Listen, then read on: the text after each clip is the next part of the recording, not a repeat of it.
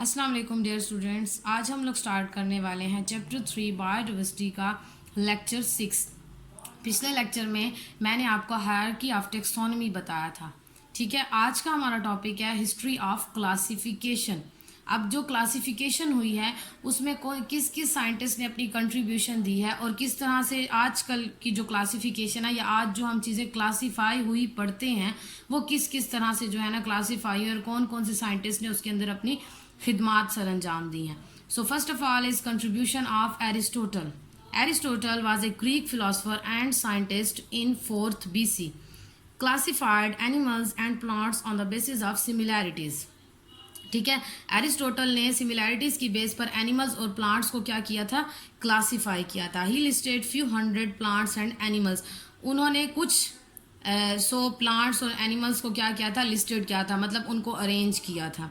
He and his pupils grouped plants as grasses, bushes and trees। उन्होंने और उनके शागिर्दों ने मिलकर प्लांट्स की 3 कैटेगरीज बनाई थी, ग्रासेस, ठीक है, बुशेस एंड ट्रीज। ग्रासेस घास जो मतलब बहुत छोटे पौधे होते हैं, हर्ब्स जिनमें आ जाती हैं। बुशेस जो थोड़े उससे छोटे उससे बड़े पौधे होते हैं जैसे कि रोज वगैरह हैं, और ट्रीज जो बड़े दरख्त होते हैं।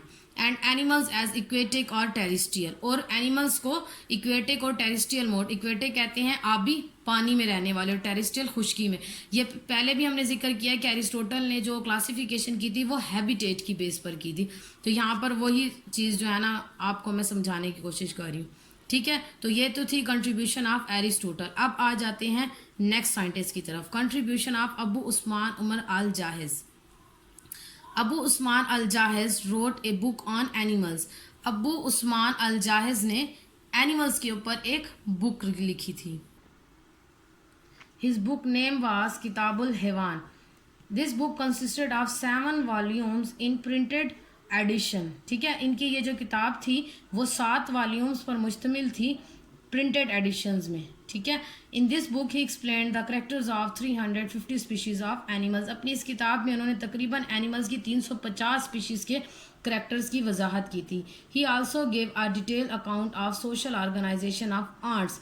आर्ट्स का जो समाजी बर्ताव है उसके बारे में भी उन्होंने इसके अंदर वजाहत किया। He even knew that some insects and are responsive to light and use their this information to suggest a clever way of getting rid of mosquitoes and flies.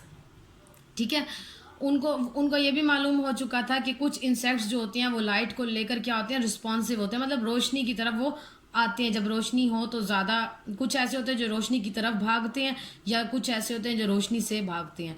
तो इन्हीं चीज़ों की बुनियाद पर उन्होंने अपनी इस किताब में कुछ ऐसे आप कह सकते हैं कि नुस्खे भी लिखे हैं कि किस तरह से मॉस्किटोज और फ्लाइज को जो है ना वो दूर किया जा सकता है। ठीक है, तो ये थी कंट्रीब्यूशन किसकी, अबू उस्मान उमर जाहिज की। Next one is contribution of Carolus Linnaeus. The first systematic classification was proposed by Swiss scientist Carolus Linnaeus in 1735।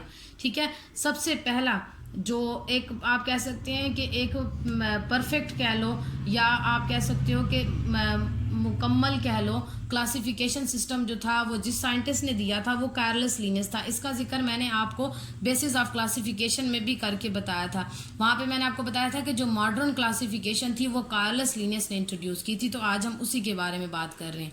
ठीक है, therefore he is also called the father of taxonomy. इन्हें father of taxonomy भी कहा जाता है। क्यों कहा जाता है, इन्होंने टेक्सोनॉमी में बहुत काम किया। ठीक है, एक तो इन्होंने मॉडर्न क्लासिफिकेशन दिया। अभी पिछले लेक्चर में हमने हायरार्की ऑफ टेक्सोनॉमी पढ़ा था, तो वो भी कार्लस लिनियस ने पेश की थी। उसके बाद क्लासिफिकेशन में एक तो होता है लिविंग ऑर्गेनिज्म को क्लासिफाई करना, दूसरा उनको नाम देना। तो उनको जो नाम देने का सिस्टम है बाइनॉमियल नोमेनक्लेचर, वो सिस्टम भी कार्लस लिनियस ने इंट्रोड्यूस किया था। इनकी बहुत ज़्यादा कंट्रीब्यूशन है, इसलिए इनको फादर ऑफ टेक्सोनॉमी कहा जाता है। ठीक है, he propose 2 kingdom system of classification. In this system, Linnaeus arranged all the living organisms into 2 kingdoms, Kingdom Planta and Kingdom Animalia. Kingdom Planta includes all green plants, algae, fungi and bacteria. Kingdom Planta में उन्होंने तमाम plants को भी रखा, algae को भी रख दिया, fungi को भी रख दिया और bacteria को भी रख दिया। जबकि किंगडम एनिमेलिया में includes all unicellular as well as multicellular animals. और किंगडम एनिमेलिया में उन्होंने मल्टी सेलुलर एनिमल्स के साथ साथ यूनिसेलुलर एनिमल्स को भी रख दिया, जैसे कि अमीबा, प्लाज्मोडियम, इन सबको भी किंगडम एनिमेलिया में शामिल कर दिया। ठीक है, तो ये था उनका two kingdom system of classification. लेकिन आप खुद भी देख सकते हैं कि इनके अंदर कुछ क्या है, नुक्स भी थे इस किंगडम के अंदर। जैसे कि हमें नजर आ रहा है कि किंगडम प्लांटा में उन्होंने फंगी को, बैक्टीरिया को इसके अंदर रख दिया। तो इस तरह की कुछ लिमिटेशंस हैं जो इनके इस सिस्टम के अंदर थी। सो अब हम उनको डिस्कस कर लेते हैं। Limitations of two kingdom system. A few of the limitations of the kingdom system are as follow। यहाँ पर कुछ limitations दी गई हैं, उनमें से सबसे पहली है यूग्लिना एंड किंगडम प्लांटा। इन्होंने यूग्लिना को ठीक है, Euglena and kingdom Plantae, Euglena को उन्होंने किंगडम प्लांटा में रख दिया, जबकि Euglena have plant like characteristics like contain chlorophyll as well as animal like characteristics like lack cell wall. ठीक है, यूग्लिना के कुछ प्लांट लाइक करेक्टरिस्टिक्स है, जैसे कि इनमें क्लोरोफिल होता है, और कुछ एनिमल लाइक करेक्टरिस्टिक्स भी है, जैसे कि इनमें सेल वॉल नहीं होती, जैसे कि एनिमल्स में नहीं होती।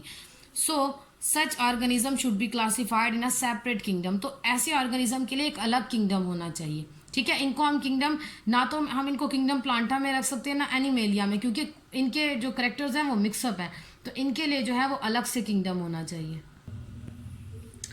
This system did not clear the difference between prokaryotes and eukaryotes. इस सिस्टम से प्रोकैरियोट्स और यूकैरियोट्स का जो डिफरेंस है ना वो भी क्लियर नहीं हो रहा। ठीक है, प्रोकैरियोट्स और यूकैरियोट्स का जिक्र मैं पिछले लेक्चर्स में कर चुकी हूँ। Fungi are different from plants. अब तीसरा इसका क्या है पॉइंट, कि फंगी जो है उनको इन्होंने किंगडम प्लांटा में रखा है, जबकि फंगी जो है वो प्लांट से बहुत डिफरेंट होते हैं। Plants are autotrophs while fungi are heterotrophs. Plant अपनी खुराक खुद बनाते हैं, जबकि फंगी अपनी खुराक खुद नहीं बना सकते, बल्कि fungi get their food by absorption. Fungi जो है वो अपनी खुराक एब्जॉर्प्शन से हासिल करते हैं, मतलब जिस भी लिविंग ऑर्गेनिज्म के ऊपर ये एज जो है ना गेस्ट रह रहे होते हैं, उसी से जो है ना ये अपनी खुराक जज्ब करके हासिल करते हैं, जबकि प्लांट्स में ऐसा नहीं होता। Plants have cell wall made of cellulose while the cell wall of fungi are made of chitin. Plants की सेल वॉल जो है वो सेलुलोज से बनी हुई है, और जबकि फंगी की जो है वो काइटन से बनी हुई। इनका दोनों का जिक्र मैंने किंगडम्स में किया था फर्स्ट चैप्टर में। सेलुलोज और काइटन ये दोनों मैक्रो मॉलिक्यूल्स हैं, और दोनों ही स्ट्रक्चरल जो है ना बायोलॉजी के मॉलिक्यूल्स हैं। तो ये इसके अंदर जो है ना फंगी में भी प्लांट से जो है ना यहाँ पर डिफरेंस वाज़ेह हो रहे हैं। तो मीन्स कि टू किंगडम सिस्टम उसकी एक अच्छी कोशिश थी, लेकिन इसमें भी कुछ क्या थे, नुक्स थे। अब उसको फर्दर ठीक करने के लिए कुछ साइंटिस्ट ने मजीद काम किया। Next one is contribution of Ernst Haeckel. In 1866 Ernst Haeckel proposed a new kingdom that is Protista to include Euglena like organism. अब अर्नेस्ट हैकल ने 1866 में एक नया किंगडम मुतारिफ करवाया, जिसको उसने प्रोटिस्टा का नाम दिया, और प्रोटिस्टा में उसने यूग्लिना लाइक ऑर्गेनिज्म रखे, मतलब ऐसे ऑर्गेनिजम्स रखे जिनके कुछ करेक्टर्स एनिमल वाले थे और कुछ करेक्टर्स प्लांट्स वाले थे। Next one is contribution of Robert Whittaker. ठीक है, इन 1969 Robert Whittaker classified all organism into 5 kingdom.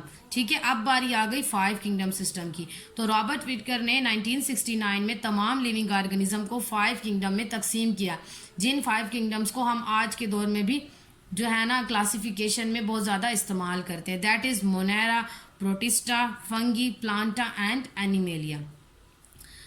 ठीक है, तो ये थी रॉबर्ट विटकर की contributions. Next one is contribution of Margulis and शवार्ट्स।